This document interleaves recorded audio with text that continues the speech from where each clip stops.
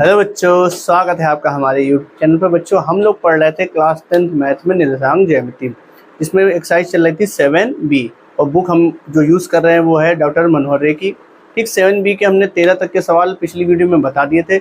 आज हम उसी के आगे पढ़ेंगे, तो बने रहिए हमारे साथ।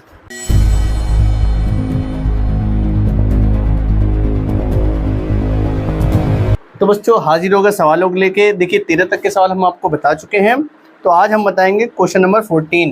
देखिए, क्वेश्चन नंबर 14 क्या कह रहा है। क्वेश्चन नंबर 14 है, एक समचतुर्भुज का क्षेत्रफल ज्ञात कीजिए जिसके शीर्ष दिए गए हैं। समचतुर्भुज के शीर्ष दिए गए बेटा, ठीक है। चतुर्भुज के शीर्ष दिए गए। समचतुर्भुज के शीर्ष क्या है? 3,0 है, 4,5 है, -1,4 है और -2,-1। ये 4 शीर्ष दिए गए। कह रहा क्षेत्रफल ज्ञात करो। ठीक है, तो समचतुर्भुज होता है क्या बेटा? ये होता है समचतुर्भुज, ऐसा समांतर चतुर्भुज जिसकी चारों भुजाएं आपस में क्या हो? बराबर हो। तो यहाँ पे लिख दिया 3,0, 4,5, -1,4 और -2,-1। ठीक, ये हो गया समचतुर्भुज। अगर इसका क्षेत्रफल निकालना तो कैसे निकालेंगे? ध्यान दीजिएगा, क्षेत्रफल का एक फॉर्मूला होता है 1/2 विकर्णों का गुणनफल। D1 D2 डायमेंशन यानी विकर्ण होगा, ठीक है ना। D1 D2 डायगोनल्स हो गए, D1 और D2 डायगोनल यानी विकर्ण। तो यहाँ पर अगर हम D1 निकाल लें और D2 निकाल लें, दोनों को अगर हम निकाल लें और इस तरह फॉर्मूले में रख दें तो हमारा क्षेत्रफल आ जाएगा। अच्छा, D1 कैसे निकालोगे? तो D1 मान लेते हैं ये D1 आएगा, ये आएगा D2। ठीक है बेटा, D1 मतलब दो बिंदुओं के बीच की दूरी, D2 मतलब इन दो बिंदुओं के बीच की दूरी। चलिए निकाल लेते हैं D1 पहले। तो D1 निकाल लेते हैं। D1 क्या निकलेगा? देखो, इन दोनों के बीच की दूरी है, और बीच की दूरी का फॉर्मूला क्या है आपके पास बेटा? x minus x2। देखो, x2 माइनस x1 का whole square plus y2 minus y1 का होल स्क्वायर। अब देखो यहाँ पर x2 की वैल्यू कितनी है? तो x2 की वैल्यू -1 है और x1 की वैल्यू कितनी है? 3 है, कोई दिक्कत नहीं। प्लस y2 की वैल्यू कितनी है यहाँ पर? 4 है और y1 की वैल्यू 0 है। ठीक है, पर आप यहाँ जोड़ेंगे तो 3 और 1 4 हो जाएगा, और 4 का स्क्वायर 16 होता है। यहाँ पर भी 4 का स्क्वायर 16 होता है। ठीक है, तो 16 हो गए 32, तो √32 आंसर आ गया। ठीक, चलिए इसको अब यहीं रोक लेते हैं, फिर देखते क्या होगा आगे। अब निकाल लो D2। D2 कैसे निकालोगे? D2 कैसे निकालोगे? इसका। ठीक है बेटा, तो निकाल लो। अच्छा, इससे निकालना चाहो तो निकाल भी लो। इसको ले सकते हैं 4√2। ठीक, वरना रखने दो, आगे देखा जाएगा। अब यहाँ पे क्या कर लेते हैं, देखो यहाँ पर मान लो इसको मान लो x1, इसको मान लो x2। तो x1 माइनस x2 का होल स्क्वायर y प्लस 1 का होल स्क्वायर। देखो, 4 से -2 घटाओगे तो प्लस का 2 हो जाएगा, 5 में से 1 को घटाओगे तो प्लस का 1 हो जाएगा। तो इसको ऐड कर लीजिए, तो हो जाएगा 6, 6 का स्क्वायर 36, ये होगा 6, 6 का स्क्वायर 36, 36 होता है 72, 2 गुणे 36 लिख सकते हैं। 36 में से 6 बाहर आ जाएगा और √2। अब क्षेत्रफल का फॉर्मूला लगा दीजिए। क्षेत्रफल का फॉर्मूला क्या होता है? 1/2 D1 की वैल्यू आपने ये निकाली है, D2 आपने ये निकाली है, मल्टीप्लाई कर दीजिए। तो 4 छंग 24/2 और √2 का √2 से गुणा करो, √2 आएगा और 2 से 2 कट जाएगा, तो 24 वर्ग इकाई। ठीक है बेटा, हमें क्या दिया गया था? समचतुर्भुज के शीर्ष दिए गए थे। क्वेश्चन समझ लीजिए, समचतुर्भुज के शीर्ष दिए गया था, कहा गया था क्षेत्रफल निकालो। तो क्षेत्रफल निकालने के लिए हमने क्या किया? विकर्ण निकाल लिए। पहले D1 विकर्ण निकाल लिया, फिर ये D2 निकाल लिया। विकर्ण निकाला कैसे? दो बिंदुओं के बीच की दूरी का फॉर्मूला लगा के, और जब D1 D2 आ गए उसको हमने फॉर्मूले में रख दिया, हमारा क्षेत्रफल आ गया। फटाक से इसको नोट कर लो, बताते हैं अगला सवाल।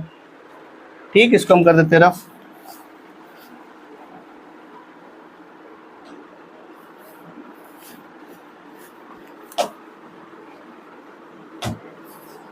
चलिए देखिए आगे, देखिए क्वेश्चन।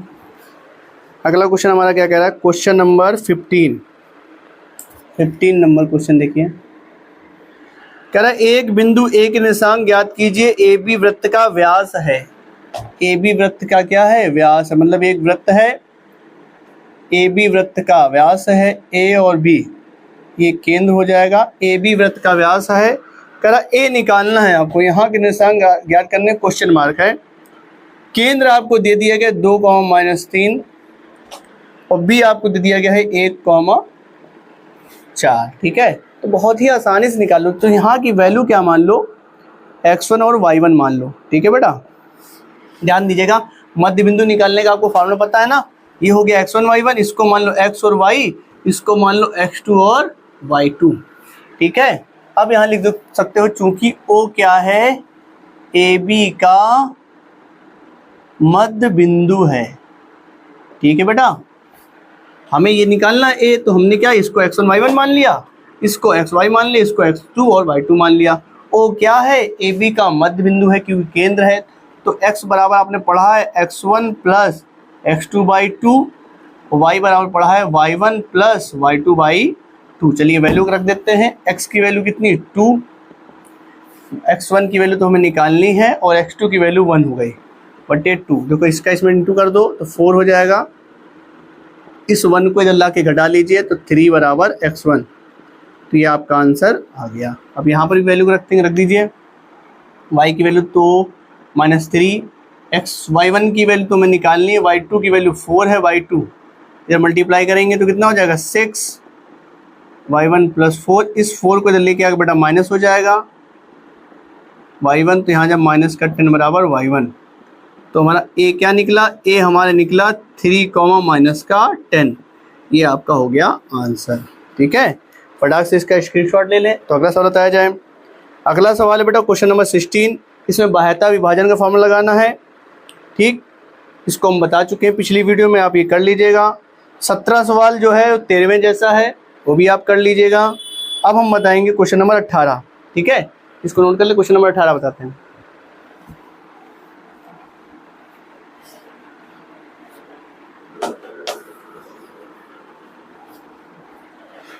ठीक, क्वेश्चन नंबर जो 16 और 17 है पिछली वीडियो में हम करा चुके हैं। जिन्होंने वो वीडियो ना देखी हो जाके देख लेंगे, उसके हिसाब से करेंगे तो ये आंसर बड़ी आसानी से आ जाएगा। क्वेश्चन नंबर 18 करते हैं।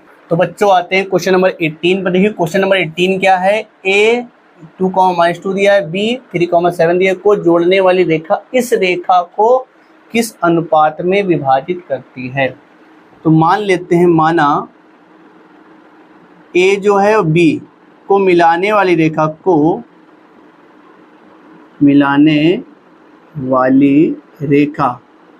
m1 अनुपात m2 में अंतः विभाजित करती है। ठीक है ना, अनुपात ले लो, m1 अनुपात m2 के अनुपात में क्या करती है बेटा, अंतः विभाजित करती है। ठीक है, थोड़ा सा इसको कॉन्सेप्ट समझो, एक लॉजिक समझो। जैसे मान लो ये रेखा है जो आपको दी गई है, रेखा कौन सी है, ये वाली, 2x प्लस का y माइनस का 4 बराबर 0, ये रेखा है। अब एक पॉइंट यहाँ मान लो, b यहाँ मान लो, इसको ऐसे मिला दिया इसने, a और ये b। ठीक है, a के पॉइंट आपको दिए गए हैं 2, -2, b के पॉइंट दिए गए 3, 7। अब इसको मिलाने वाली रेखा किस अनुपात में काट रही है, ध्यान दीजिएगा। ये रेखा इसको कट करके जा रही ना, तो इसका अनुपात बताना है कि इसको मिलाने वाली रेखाखंड, अच्छा इस वाले को किस अनुपात में विभाजित करती है। ठीक है, ध्यान दीजिएगा। तो हम क्या कर लेते हैं, मान लेते हैं m1 अनुपात m2 यहाँ लिख लेते हैं। यहाँ पे पॉइंट P, ध्यान दीजिएगा, P क्या कर रहा है, इसको 2 पार्ट में डिवाइड कर रहा है और किस अनुपात में, m1 अनुपात m2 में डिवाइड कर रहा है। तो हम पहले P निकालेंगे। क्या करेंगे, P निकालेंगे। P हो जाएगा x, y। ठीक है, और जब P हमारा निकल आएगा इस रेखा से, AB से, इस P को इस रेखा में रख देंगे, क्योंकि ये P जो है इस रेखा में भी है और P इस रेखा में भी है। तो पहले हम P निकालेंगे, किससे, A और B की सहायता से। P निकल आएगा, उस P को हम इस रेखा में रख देंगे। तो चलो निकालते हैं x, और आपको पता है x कैसे निकालते हैं, m1 x2 plus m2 x1 upon m1 plus m2। अगर हमें y निकालना तो y क्या होगा, m1 y2 plus m2 y1 बटे m1 प्लस m2। ठीक है बेटा, चलो रख देते हैं। m1 तो हमें पता नहीं, x2 की वैल्यू देखो, इसको मान लो x1 y1 x2 y2, ठीक है। तो x2 की वैल्यू 3 हो गई 3m1 प्लस x1 की वैल्यू 2 हो गई 2m2 बट्टे m1 प्लस m2। और y की वैल्यू क्या निकलेगी हमारी, y2 की वैल्यू कितनी है 7, तो 7m1 और x1 y1 की वैल्यू है -2 m2 बट्टे m1 प्लस m2, ठीक है। अब क्या करना, P जो है इस रेखा पर भी है तो लिख दो, चूंकि P 2x plus Y minus 4 बराबर 0 पर भी स्थित है, पर भी स्थित है। जो P है AB पर तो है ही है, जो जिससे हमने निकाल लिया है P, तो इस पर भी है तो रख दो, इसमें इक्वेशन में रख दो बेटा। x की वैल्यू यहाँ रखो, x की वैल्यू कितनी निकाले हो 3m1 प्लस का 2m2 बटे m1 प्लस m2, ठीक है। प्लस का y रख दो 7m1 माइनस का 2m2 बटे m1 प्लस m2 माइनस का 4 बराबर 0, इसके नीचे 1 मान लो। एलसीएम ले लो पूरे में, एलसीएम क्या होगा m1 प्लस m2, ठीक है। यहाँ 2 का मल्टीप्लाई कर लो 6m1 प्लस का 4m2, यहाँ तो ऐसे ही है 7m1 माइनस का 2m2। अब इसका जब 4 में मल्टीप्लाई करो तो 4m1 माइनस का 4m2 बराबर 0 आ जाएगा, ठीक है। कुछ माइनस वगैरह होगा, चलिए 4m2 से 4m2 तो काट दिए हमने। अब जोड़ घटा लेते, देखो 6 ये है और 7 7 6 13, 13 में से 4 गए तो 9 9m1 बचा, ठीक है बेटा। देखिए 6 और 7 7 6 13 हो गए, 13 में से 4 चले गए 9 बचे, यहाँ पे बचा माइनस का 2m2 बराबर 0, इसको भेज दो उधर बेटा। 9m1 बराबर 2m2, m2 को नीचे भेजेंगे, वहाँ 2 बटे 9, तो अनुपात क्या आ गया 2:9 का अनुपात आ गया। तो इस तरीके से हमने बड़ी आसानी से सवाल को लगा लिया। फटाक से इसका स्क्रीनशॉट ले लें, चलते हैं अगले सवाल की तरफ, ठीक। हम इसको रफ कर देते हैं।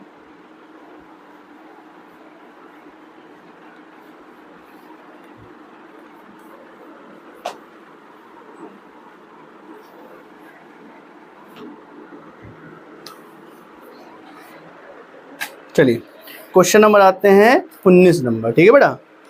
चलिए 19 नंबर देखें क्या कह रहा है। कह रहा है कि वर्ग के 2 शीर्ष है, सम्मुख शीर्ष, वर्ग के 2 सम्मुख शीर्ष दे दिए गए, ठीक है कोई बात नहीं, दे दिए गए -1, 2 और 3, 2। अन्य 2 शीर्ष निकालने हैं, अन्य शीर्ष निकालिए। शीर्ष कितने होते हैं वर्ग में, वर्ग में होते हैं 4 शीर्ष, ठीक है, जिसमें से 2 हमें दे दिएंगे, 2 निकालने, तो यहाँ वर्ग बना लेते हैं। अच्छा वर्ग बनाना क्या है, इसको हम लोग करेंगे इस तरीके से, चलिए ध्यान दीजिएगा, ठीक। यहाँ नंबरिंग करते 1 2 3 4 5, ठीक है। -1 -2 -3 -4 -5, 1 2 3 4 5, -1 -2 -3, ये हो गया। चलो अब क्या करो, इस पॉइंट को यार रखो, तो -1, 2 कहाँ पड़ेगा, -1, 2, तो यहाँ पे पड़ेगा ये, तो हो गया -1, 2, ठीक, ये पॉइंट हो गया। उसके बाद 3, 2, ये इधर पड़ गया, ठीक है। अच्छा ये है सम्मुख शीर्ष, ध्यान दीजिएगा, तो ये हो गया सम्मुख शीर्ष, ये वर्ग बना, ये विकर्ण हो गया। और आपको पता है वर्ग का विकर्ण आपस में बराबर होते हैं, वर्ग के विकर्ण आपस में क्या होते हैं, बराबर होते हैं, और वर्ग का विकर्ण इसके मध्य बिंदु से होकर ही जाएगा। तो पहले क्या करेंगे, इसको मान लेते हैं ये a हो गया और ये c हो गया, ये हो गया 3, 2। तो अब हम क्या करेंगे, पहले AC का मध्य बिंदु निकालते हैं। तो विकर्ण का मध्य बिंदु A दिया है आपको -2, ठीक, और C दिया है आपको 3, 2। अब AC का मध्य बिंदु, AC का मध्य बिंदु निकालेंगे बेटा, ठीक है। मध्य बिंदु निकालो तो क्या होगा, मध्य बिंदु का नाम दे देते हैं O, क्या देते हैं O बराबर हो जाएगा, देखो x को जोड़ के 2 से भाग, वाई को जोड़ के 2 से भाग, तो देखिए 2/2 आएगा, यहाँ आएगा 4/2, तो आ गया 1,2। तो ओ पॉइंट निकल आया 1,2। 1,2 मतलब यहाँ पे आया, ये मध्य बिंदु, ये ओ हो गया।